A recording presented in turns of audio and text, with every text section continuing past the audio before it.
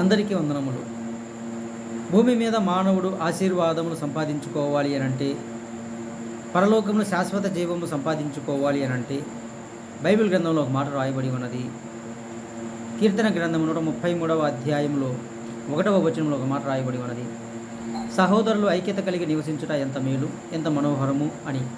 3వ వచనం సగం నుండి చదివితే, ఆశీర్వాదములు శాశ్వత జీవము అచ్చట నుండవలనని యెహోవా సెలవిచ్చియున్నాడు అని రాయబడి ఉన్నది.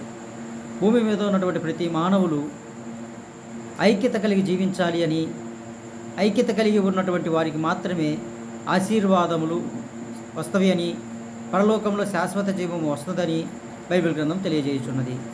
ప్రతి మానవుడు ఎంతకాలం బ్రతుకుతారో తెలియదు, కానీ బ్రతికి ఉన్నంతకాలము ఐక్యత కలిగి జీవిస్తూ దేవుడిచ్చే ఆశీర్వాదమును సంపాదించుకోవాలని మీకు మనవి చేసుకుంటున్నాను. మీకు వందనములు తెలియజేసుకుంటున్నాను.